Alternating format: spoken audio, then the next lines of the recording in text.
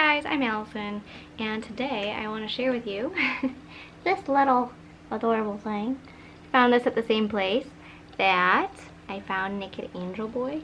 If you watched to the very end of my last video, you'll know what I'm talking about. And this, I also got this little guy. He's Naked Angel Boy's best friend. And he's the darn cutest. Look at that belly. So he's gonna be our mascot for today and keep us feeling alright when things are a little heavy. So, it's moments like this in my life where I wonder, how do I want to show up in the world? Like, who do I want to be? How do I want to connect with people? How do I want to live my life? Big things, right? First though, let's hydrate. Everyone pause this video and get yourself a cup of water and give your cells what they want. Now that we're all hydrated, we can move on. I got an unhealthy big old dose of reality, of perspective last week. So my mom texted me last Wednesday that she has cancer. And if you've been following along with me for a little while, you'll know that my mom is very narcissistic, and she also has Munchausens Syndrome, which is not hypochondria, where you're very anxious about getting sick and like you kind of create the symptoms in your mind through anxiety, but it's kind of similar. It's where you fake illness, ailments, any sort of like I need help to gain the pity, the attention, the help of other people. You manipulate the world around you through illness.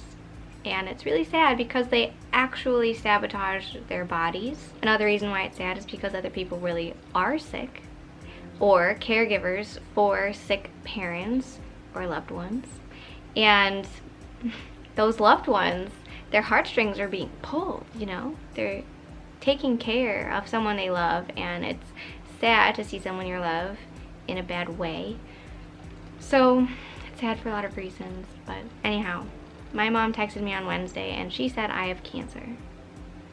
And I was guarded and confused.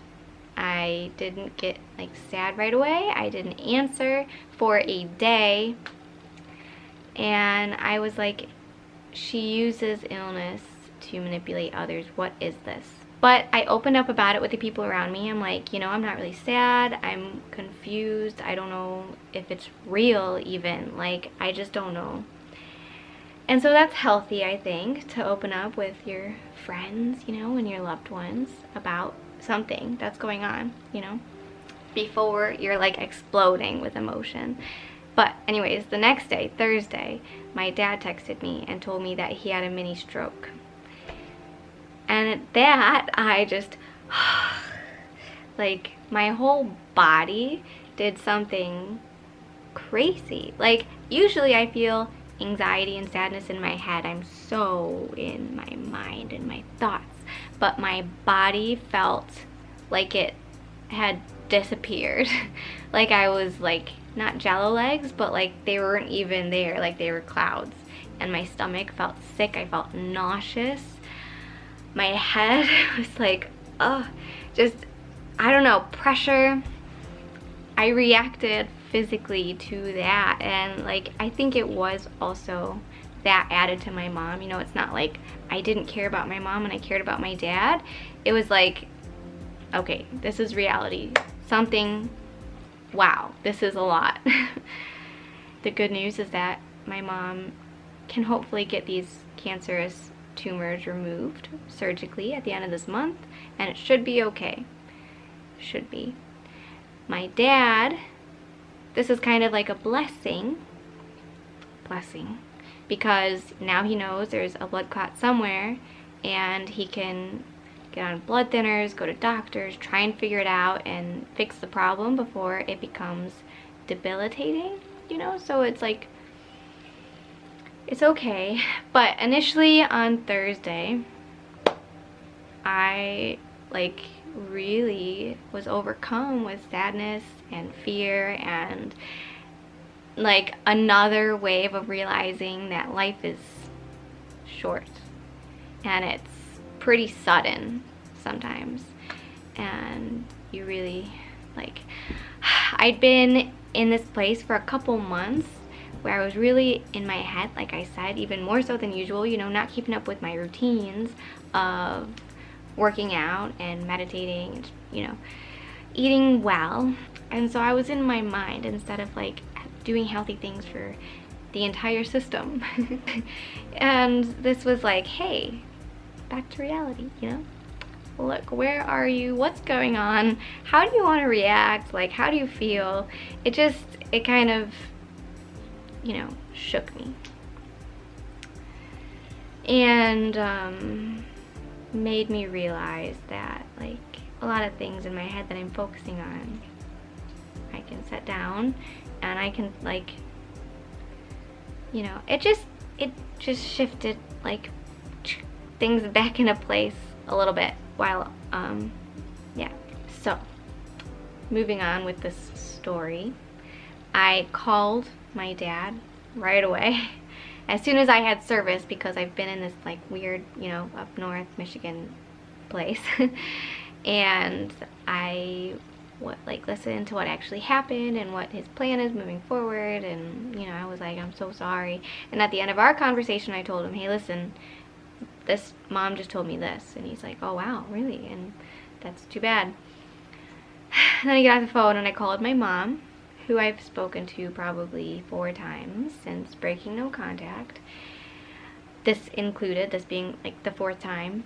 And I listened to what's going on with her, and it seems more serious than she made it seem in her text, which is interesting. And but also, you know, they were both like kind of like, you know, but it's okay, like we're okay. And then at the end of our conversation I told her what happened to Dad, and she was like, oh wow, that's too bad, that's scary. That's what she said, which was, it's true. What happened to him? He lost vision in his eye. That's scary. Like, he was just praying, like, please come back to his vision. And then telling my mom I was gonna go, I was just overcome, like, with like, yeah, she's like, how are you? And I'm like, well, both of my parents just told me this sudden stuff, like,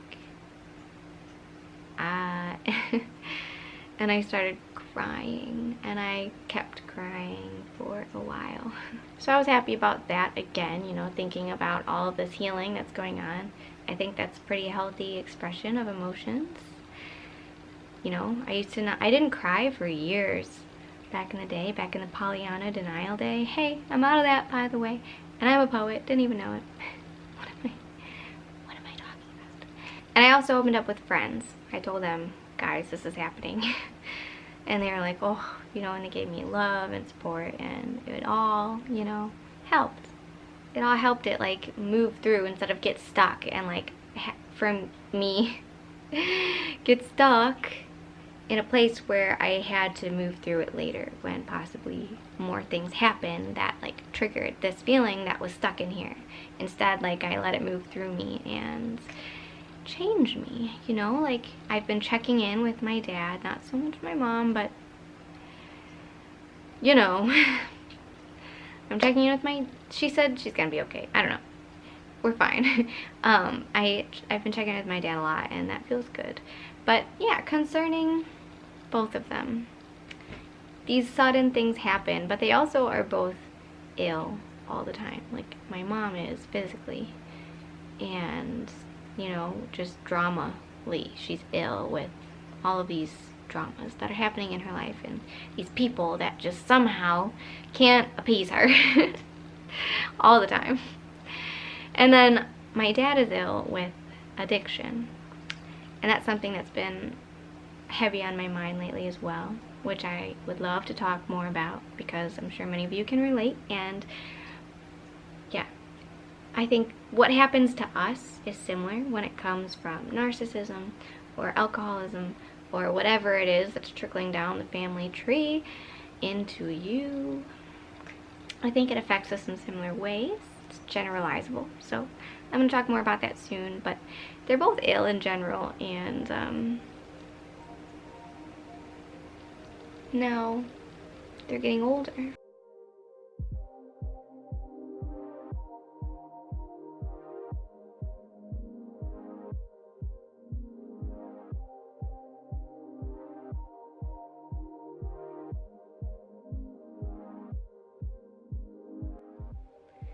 And so how do I want to have a relationship with them? You know, what can I do at this point, at this like pretty centered place in my life? I can make the decision pretty much on how our relationships go. Like, I know like how the parts move, the motives behind all the things, and like what to expect. Even if times are like good right now, they could be bad later. Like, I know how it goes, so what do I want? You know, how do I want to show up? Who am I? What kind of daughter am I? What kind of person am I? If something were to happen, am I happy with how I'm living?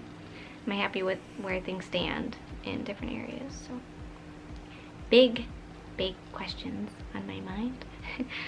How about you ponder them before something massive happens? Okay, let's ponder them together. I think that's all the extraterrestrial fancy questions, fancy philosophical questions that I'm going to ask you today. Please think about them. Comment down below if you have something cool to say, and I'll share it in my next video. I'll share someone's, okay? There's gonna be one lucky winner. So comment below. Please give me a thumbs up if you liked anything that I said. Anything. In the beginning and the end. If you're liking the fact that this video is coming to an end, subscribe if you haven't already. It's that big red button down there. I'll wait. And I'll be back very soon for a very special video. Peace.